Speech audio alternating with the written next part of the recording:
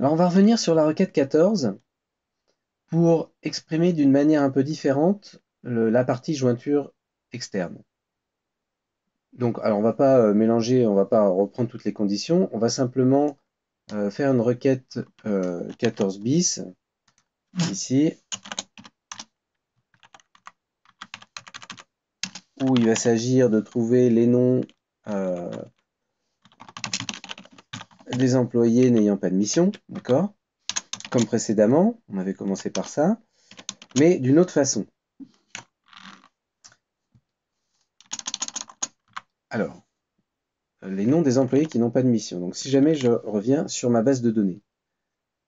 Les noms des employés qui n'ont pas de mission, on a dit, ben, on fait une jointure classique entre le empno de amp et le empno de mission, et puis on l'ouvre, on en fait une jointure externe, comme ça les employés qu'on arrive à accoler avec au moins une mission, ben, on les accole avec leur mission, et puis les employés qui n'ont pas de mission, ben, on les laisse et on les accole avec une mission vide, avec que des nuls.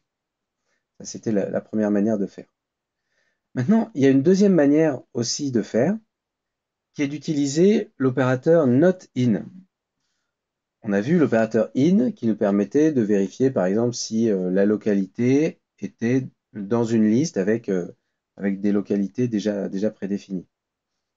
Et ben, dans cette perspective, on peut, à la place d'une liste de valeurs déjà prédéfinie, on peut mettre une sous-requête.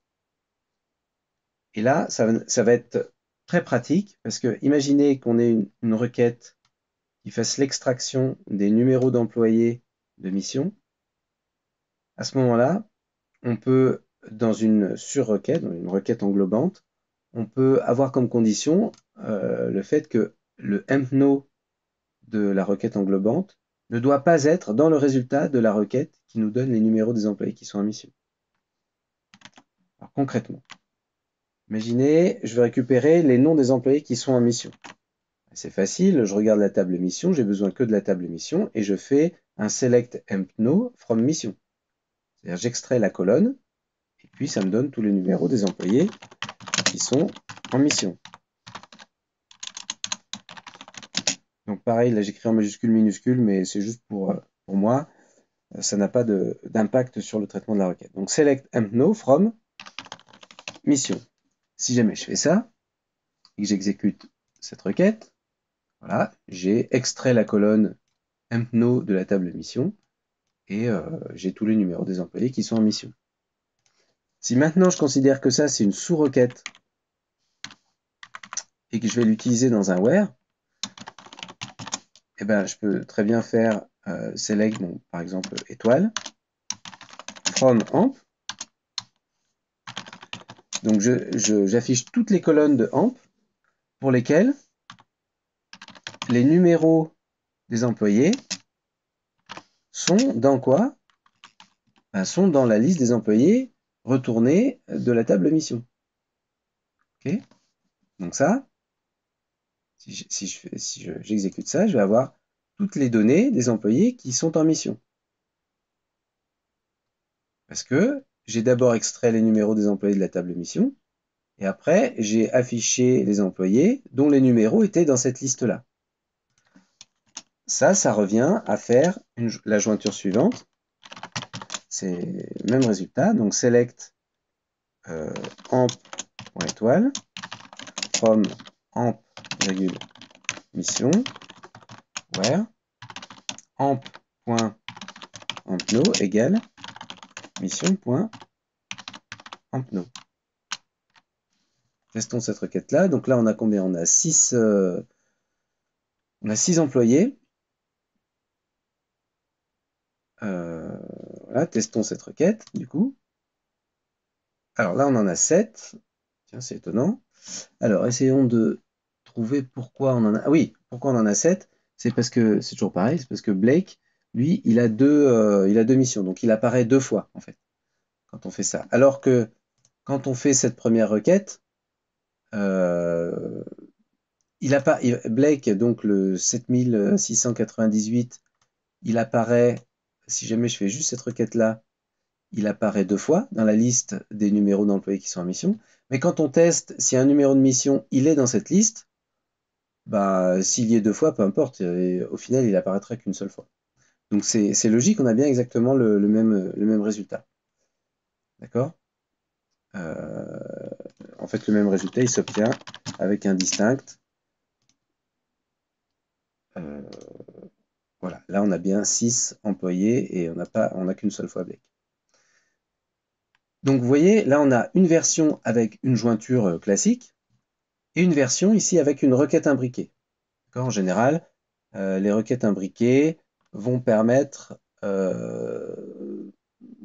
d'exprimer les jointures, presque tous les cas de jointure, alors pas tous, il me semble, mais presque tous, en tout cas tous les cas courants, on peut les exprimer soit sous la forme d'une jointure, soit sous la forme de requête imbriquée. Mais alors du coup, nous on a fait précédemment une jointure externe à gauche, c'est-à-dire qu'on a fait un left outer join mission, et puis je vous rappelle, hein, la condition de jointure, elle se met sur un on, et puis si on a un where, il se met après. Donc nous, on a fait ça. C'est-à-dire qu'on obtenait tout ça, on obtient en fait tous les employés, même ceux qui n'ont pas de mission. Jusqu'ici, on affiche tous les employés. Comment est-ce qu'on peut faire pour faire la même chose avec une jointure, avec une requête imbriquée? Bah, il suffit. Alors, on va pas faire directement. Nous, ce qu'on a fait, c'est ça. Et ensuite, on sélectionnait tous ceux qui avaient pas de mission. Donc, pour lesquels mission.missNo is nul. Ok, je remonte. M.missNo is nul. Hein, c'était ça. Là, on faisait une jointure externe pour découvrir tous les employés qui n'avaient pas de mission. Alors là, ça me paraît bizarre. Ah oui, je me suis trompé. C'est missNo. Ah oui, pardon. Décidément, voilà. Voilà, donc là, on avait 8 employés qui n'avaient pas de mission. Donc on fait une jointure externe, on garde tous les employés, ceux qui ont des missions, ceux qui n'ont pas de mission. Et ce qui les différencie, je vous rappelle, c'est le numéro de mission. Si un employé a au moins une mission, ben, le numéro de mission associé, il n'est pas nul. Et s'il n'a pas de mission, ben, il est nul. Et donc là, on garde que ceux qui n'ont pas de mission. Alors comment on fait ça avec une jointure, avec une requête imbriquée? Ben, c'est encore plus simple. Enfin, c'est beaucoup plus simple même. Il suffit de mettre un not in, c'est-à-dire que là, on récupère la liste, comme tout à l'heure, des employés qui ont une mission, puisqu'on extrait la colonne des numéros d'employés de la table mission. Et là, on sélectionne les employés dont le numéro n'est pas dans cette liste. Donc, s'il n'est pas dans cette liste, c'est qu'ils ne sont pas en mission. Donc, on a 8 employés. Vérifions qu'on a bien 8 employés. On a bien 8 employés. Ici, on pourrait vérifier que ce sont exactement les mêmes. Voilà, donc vous avez deux manières de faire pour exprimer des jointures externes et pour trouver des liens de cette manière-là. Et la possibilité d'une requête imbriquée, finalement, est assez pratique. Déjà dans la lecture, c'est un peu plus simple, d'accord? C'est quand même plus simple de lire ici. J'affiche toutes les informations des employés dont le numéro n'est pas dans la liste des numéros d'employés qui sont dans la table mission. C'est vraiment la lecture ici, elle est presque naturelle. Alors que là, la lecture, elle n'est pas naturelle du tout.